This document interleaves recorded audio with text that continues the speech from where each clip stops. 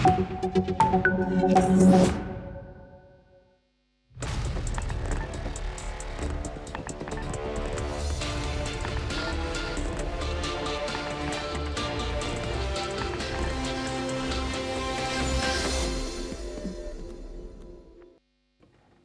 and welcome viewers, I'm Pia and you're watching Golf Today on NewsX World. On that note, let's take a look at the headlines this hour.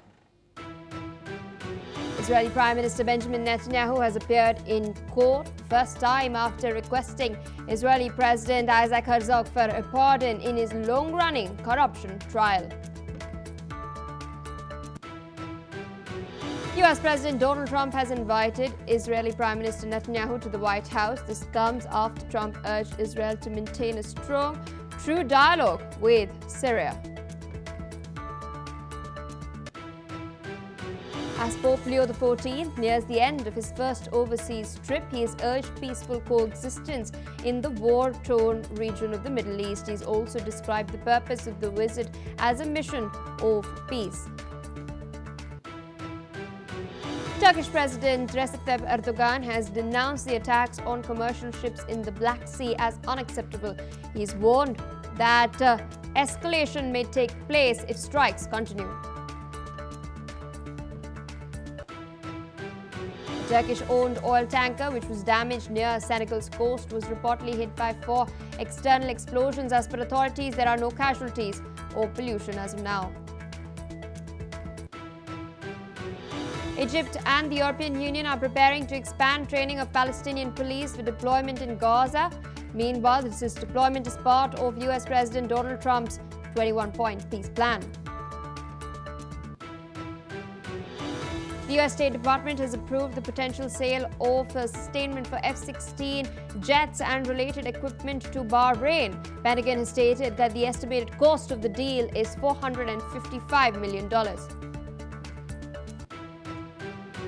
As Russia and Ukraine peace talks gain momentum, US President Donald Trump's special envoy Steve Witkoff and advisor Jared Kushner are set to meet Russian President Putin in Moscow this week.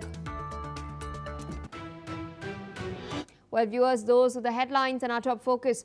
Israeli Prime Minister Benjamin Netanyahu is appearing in court for the first time since asking the country's president, Isaac Herzog, for a pardon in his long-running corruption trial, a request which is being strongly backed by his close ally, US President Donald Trump. Opposition politicians have come out against the request, with some arguing that any pardon should be conditional on Netanyahu retiring from politics and admitting guilt. Others have stated that the Prime Minister must first call national elections, which are due by October 2026, that is next year, before requesting any pardon.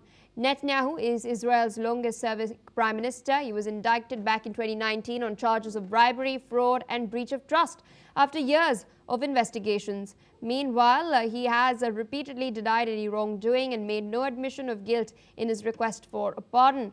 Netanyahu's lawyers have stated that he believed that the legal proceedings, if completed, would end in a complete acquittal. Take a look at what Netanyahu had to say about his request. הגישו היום עורכי דיני בקשה לחנינה לנשיא המדינה. אני מצפה שכל מי שטובת המדינה לנגד עיניו יתמוך בצעד זה. מדינת ישראל ניצבת מול אתגרים כבירים ולצידם הזדמנויות אדירות. כדי להדוף את האיומים, כדי לממש את ההזדמנויות, נדרשת אחדות לאומית. המשך המשפט קורע אותנו מבפנים, מעורר מחלקות הזאת, מעצים שסעים. Joining us on the broadcast is Gedalia Blum, Middle East Affairs expert from Eli in Israel. Thank you so much for taking out time and speaking to us on NewsX World. High-profile court attendance by Israeli Prime Minister Benjamin Netanyahu. This is his first since requesting Israeli President Isaac Herzog for a pardon. In fact, we've earlier seen Donald Trump be very vocal about requesting a pardon and granting a pardon for Netanyahu. He had even gone to the Knesset earlier and made those statements on the dais there as well.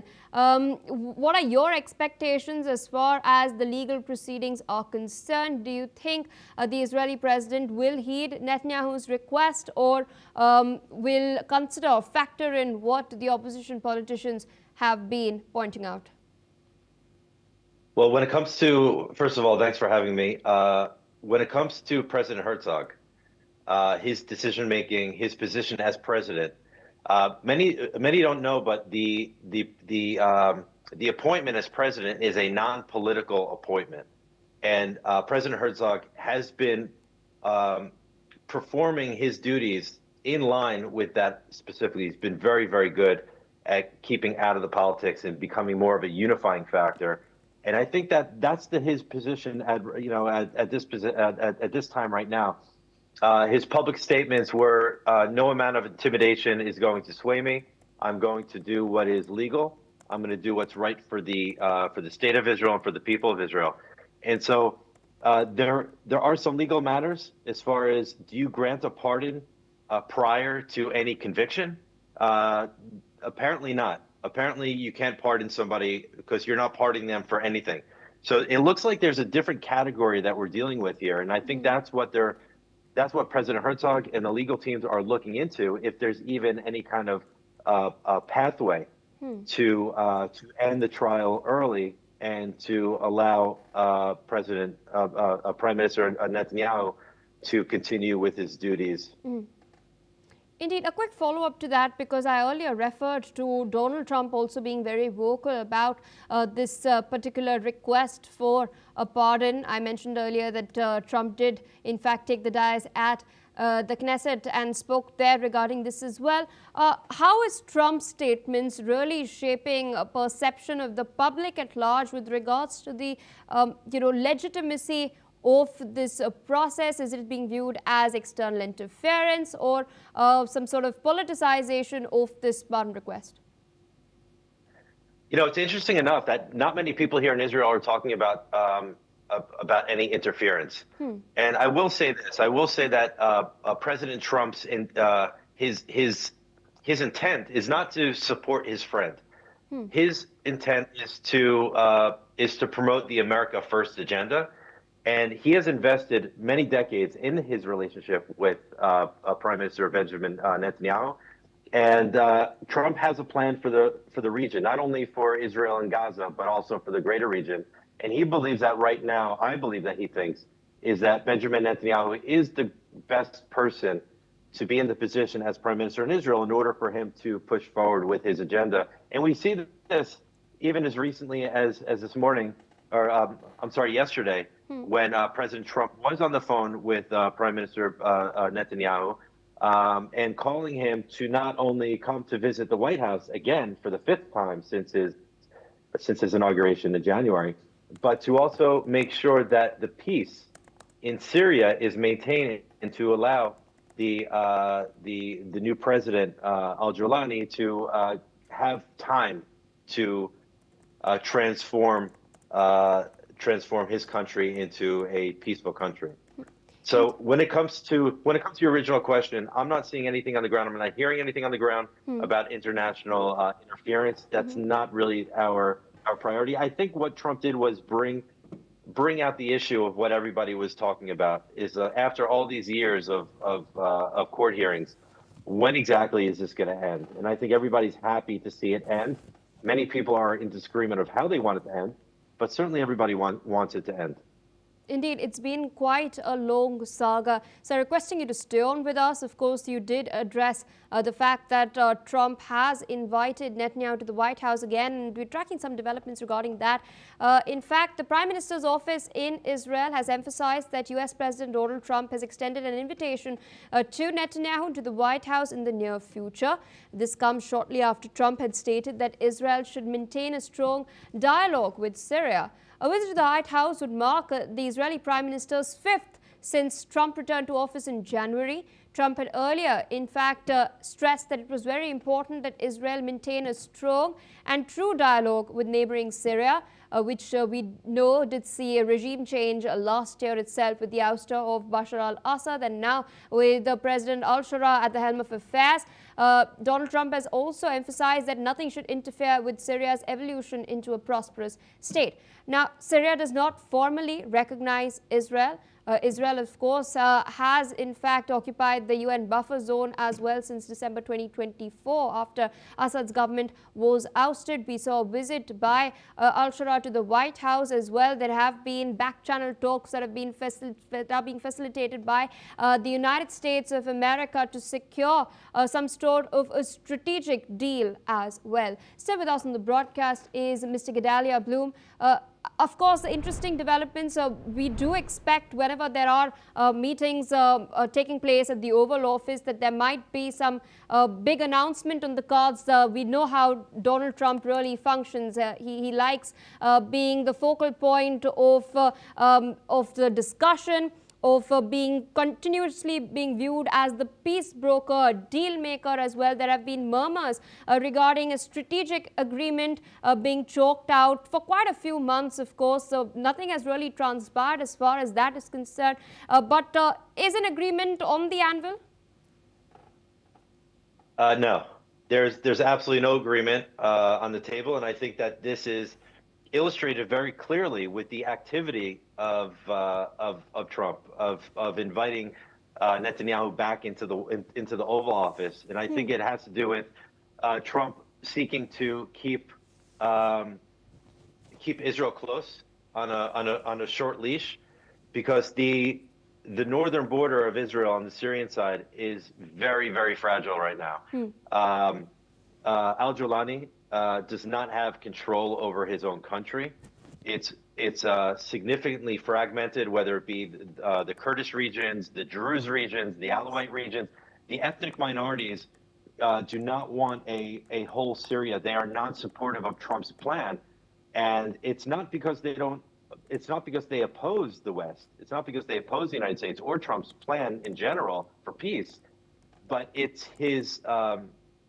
It's the way that Trump believes that peace is possible in the Middle East. And I'll say this: I think that the West needs to take a different look at the Middle East and understand that it's not just Sunni, Shia, and Jewish, but there's many other tens of millions collectively, 100 million plus ethnic minorities that are in line with Western liberal values, which, when supported and when given them the political capital, I think that they can lead the way in creating a new Middle East of peace rooted in the value systems that I think that would further this peace. So I don't really think that there's a peace plan on the table when it comes to Al-Jolani. I don't think that a leopard could change its spots. I think that although he's looking to moderate, I think the more he moderates, the more his allies are going to go against him. So there's really no win for him. In fact, yesterday a report came out. Israeli intelligence assessed that they believe that an execution is plausible in the case of the presidential leader by factions like ISIS or Al Qaeda. Indeed, you did mention that a leopard seldom changes its spots. Interesting statement, because we've just seen al-Shara, he's been giving sound bites as well with his suit and tie. He recently visited Aleppo. He claimed that Aleppo has played a crucial role in the birth of a new Syria. But at the same time, we've been seeing attacks by his own group. On Alawites, on the Druze, on the Kurdish minorities there as well, which some analysts point out that you can wear a suit, but the blood on his hands cannot be washed away. The mindset cannot be expected to be changed in just a few days. Interestingly, the US Embassy in Syria, its tweet declaring a bounty on al-Shara's head back in 2017, if I'm not wrong, 10 million bounty, that's still up. No, I think they removed that bounty, but I'll tell you this. I think that even if we want to say that Al-Jolani, I call him Al-Jolani, that's his jihad name. I know that we all want to call him Al-Shara, but let's say this. Even if we want to give him the benefit of the doubt, that he's able to moderate and that he's able to work with the West and he's able to seek to create unity within the historical borders of Syria. I don't think that he has the mandate anymore when it comes to his followers. His followers are steadfast in the jihad.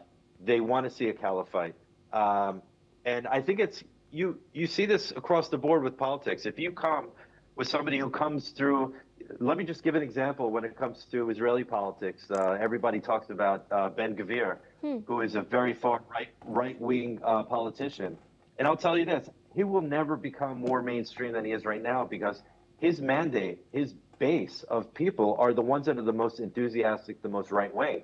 Now, if he goes to moderate, if he goes more towards the center, not only is he not going to attract followers from the center because they don't trust him for his past, but he's also going to give up his base because he's going to be looked at as being a sellout.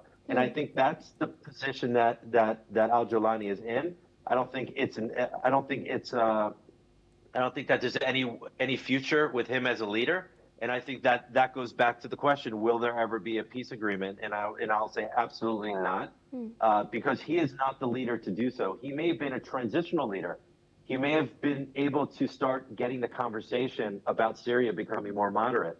But I think it's time for him to move over, and that there needs to be somebody who is a true uniter, somebody who does have proper relations with the Alawites, with the Druze, with the Kurds, with other ethnic minorities in the region, who are able to come together and understand that the vision of Syria is more of a federation with autonomous regions that are respectful to ethnic cultures and populations. All right, so with that, I'd like to thank you for taking out time, of course, providing your perspective and insights into these developments. On that note, viewers, we're shifting focus to more news coming in, this time from Lebanon. We're now learning that Pope Leo XIV greeted cheering crowds in Lebanon while on his way to visit the tomb of Saint Charbel at the monastery of Saint Maroon. Pope Leo XIV is the first U.S. origin pope. He arrived in Beirut on Sunday from a 4-day visit to Turkey, where he warned that humanity's future was at risk because of the world's unusual number of deadly conflicts. He's meanwhile condemned violence in the name of religion. Speaking in Lebanon, he has acknowledged the country's deep wounds shaped by years of conflict and political turmoil. He's urged young people not to lose hope, telling them that they have time and that enthusiasm to change the course of history is important. Lebanon, which has the largest share of Christians in the Middle East, has been rocked by the spillover of the conflict between Israel and Hamas. There have also been skirmishes between Israel and the terrorist group Hezbollah that has set up its base in Lebanon, that is trying to regroup after its leadership was practically wiped out last year. This has in fact culminated in strikes that are still taking place up until today. Take a look at what the Pope had to say. Dear young people of Lebanon, peace be with you. Assalamu alaikum. Lebanon's history is interwoven with glorious moments, but it is also marked by deep wounds that are slow to heal. These wounds have causes that transcend national borders and are intertwined with very complex social and political dynamics. Perhaps you regret inheriting a world torn apart by wars and disfigured by social injustice. Yet there is hope, and there is hope within you.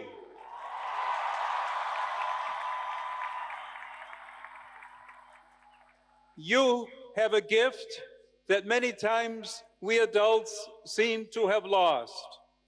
You have hope, you have time, you have more time to dream, to plan, and to do good. With us on the broadcast is Haran Levarko, Israeli journalist, joining us from Netanya. Thank you so much for taking our time and speaking to us on NewsX World as we track these very critical developments. Of course, the Pope earlier wrapped up a visit in Turkey, and he's now nearing the end of his tour in Lebanon as well. His messaging at large has been that of peace in the Middle East. It's notably his first foreign tour as well. In your assessment, what is the larger signaling that the Pope is, attempting at the moment? Well, yes, obviously it's a mission of peace. Even the previous Pope Francis, it was his lifelong goal to actually visit Lebanon because of its great historical history with Christianity, the spreading of the message of Jesus and Christianity into that region, the Levant. Some people call that area ancient Phoenicia, Tyre, and Sidon. And these places are mentioned frequently in the Bible, both the Old and the New Testaments. So it's a very historical, important visit. And the people there, especially the Christians, which are approximately 30% of the population in Lebanon, this would absolutely raise their spirits. It's an act of solidarity, showing the Christians there, all the different Christian denominations, whether it be Catholic, Maronite, Orthodox, and even Protestant, that they are not forgotten, that they are being thought of. And it's a big step for the Pope to go there, especially because it's war-torn. There are risks involved. The question, one of the questions is it trying to extend a message to Hezbollah? Now, let's not forget that the visit of the Pope was on the initiative of the president of Lebanon, President Joseph Aoun, and he initiated it. And he is under a lot of pressure because, as you mentioned, even though the majority of the leaders of Hezbollah were wiped out about a year ago, they have rearmed, they have recovered, and they are causing a lot of problems, not only to Israel, but to the Christians and to the ethnic minority groups that live in Lebanon, the Alawites, the Druze, and other Christian denominations. So the fact that the president invited him, there's probably a political move, maybe even a military strategy to put pressure. The fact that the Pope is American and that Donald Trump has Catholic background, there could be a strategy to somehow get the president of the United States more involved in the dismantling and breaking up of Hezbollah, who are really, they are not the government of Lebanon, but they really rule the streets and put a lot of fear into the people. So it'll be interesting to see the outcome of what happens when the Pope leaves. Word on the streets here in Israel is that the IDF, the Israeli Defense Forces, are ready to strike at Hezbollah, who are causing major problems. Indeed, we have seen such strikes take place recently as well. It's not gone down quite well with President Aoun, as you've pointed out. There's not much headway, happening as far as the peace process is concerned. We'd earlier even seen statements by Tom Barak, who is US's special envoy to Syria with Lebanese origins himself. He branded Lebanon as a failed state. Do you concur with his assessment? Well, I don't know exactly what he meant by that. There's a few different interpretations to what he means. However, it's very clear, very obvious that Hezbollah are breaking every single part of the ceasefire. They are not holding a truce at all. And because of that, that in a way is a mockery of Donald Trump and his peace plan, and it's a threat to the peace plan. And so Donald Trump is giving Israel the green light to act, but yes, the president of Lebanon is in a very tight, difficult situation because he doesn't want to come across as a supporter of Israel, but on the other hand, he certainly doesn't want Hezbollah to threaten his government and stability and the people of Lebanon. So he's in a very tough place. So by bringing the Pope, perhaps that is his main goal here, to try and politicize it and maybe reach the ears of Donald Trump. And that's why I say it'll be interesting to see the outcome of this visit. Absolutely, sir. Requesting you to stay on with us as we're tracking some other very crucial developments. We're now learning that Turkish President Recep Tayyip Erdogan has called the recent attacks on commercial ships in the Black Sea as unacceptable. He's further issued warnings to all related parties after an unmanned vessel struck a tanker off Turkey's northern coast last Friday. Moreover, Erdogan has noted that such incidents signal a worsening escalation in the ongoing war between Russia and Ukraine. Listen in. Rusya, Ukrayna arasındaki savaşın Karadeniz'deki seyri sefer güvenliğini açıkça tehdit eder boyuta geldiği görülüyor. Cuma günü münhasır ekonomik bölgemizde ticaret gemilerinin hedef alınması endişe verici bir tırmanmayı işaret ediyor. Bilhassa kendi münhasır bölgemizde seyir, can ve çevre emniyetini tehdit eden bu saldırıları hiçbir şekilde mazur göremeyiz. Bu tarz durumlarla ilgili tüm taraflara gerekli uyarılarda bulunuyoruz. Now, this incident comes amid recent Ukrainian naval drone strikes that hit two sanctioned oil tankers in the Black Sea. Those vessels were identified as the Kairos and Virat. They were then reportedly empty and headed to the Russian port of Novorossiysk to load oil destined for foreign markets. The Turkish president has also stressed that the Russia-Ukraine war has reached a point where it clearly threatens shipping safety, and such attacks on commercial vessels can never be condoned. Still with us on the broadcast is Mr. Aharon Levako. Interesting development because we all know Turkey is a member of the NATO, but of course it enjoys ties with Russia as well, a close defense partnership considering the S-400 deal as well that we're all well aware of that did not go down well with the Americans. It's trying to strike essentially a balance. Its role has also emerged as a potential mediator. It's been hosting talks in Istanbul between the Ukrainians and Russians as well. In light of all of that, what are Turkey's interests in this particular war and the peace process that is still underway?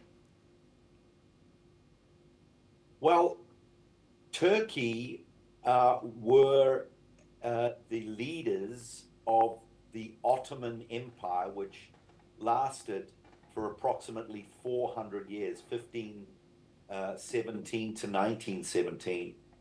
And that's a huge amount of history, and their domination of the world, and especially the Middle Eastern area, is something that inspires President Erdogan from Turkey, and he wants to reclaim that title, and in so doing, probably become the leader of the Muslim world.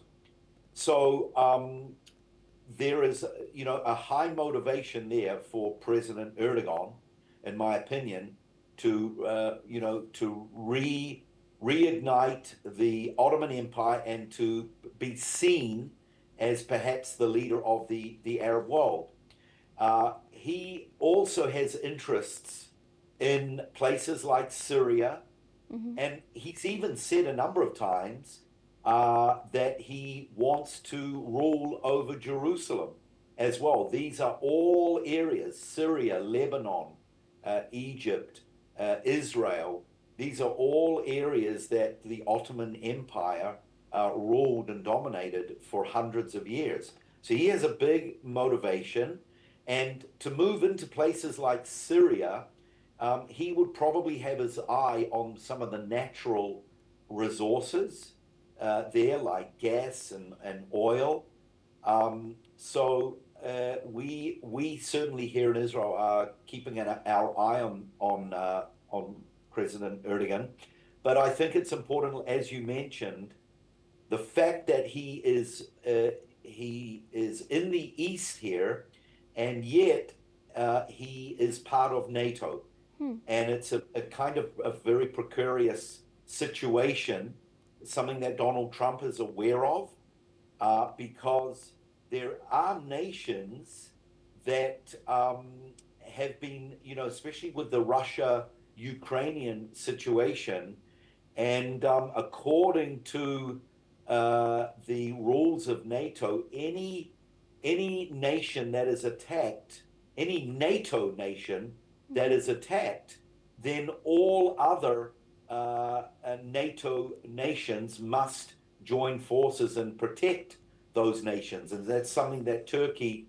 have brought up. So it's a fragile situation, and I think the message of the Pope is to be careful, to try to keep stability, and not to inflame any political or military tensions, but rather the opposite, to try and work for peace, which that is a big role of the Pope, to be a peacemaker and to bring a message of peace.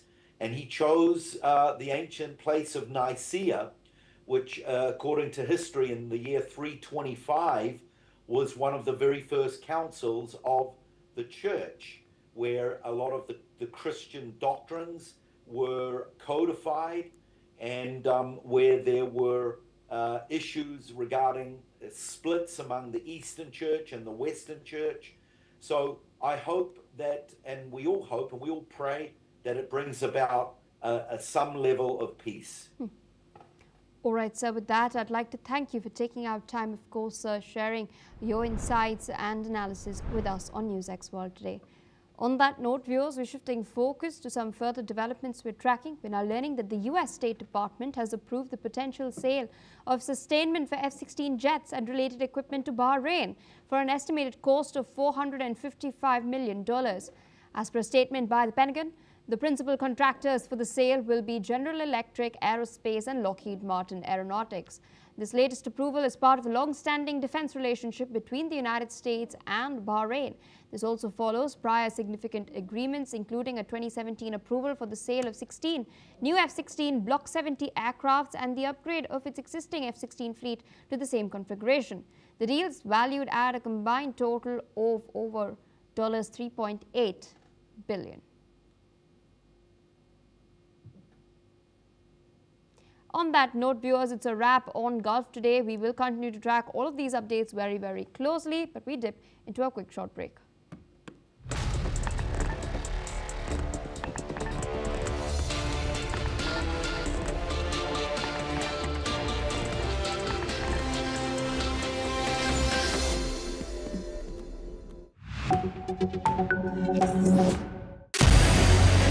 What we can do.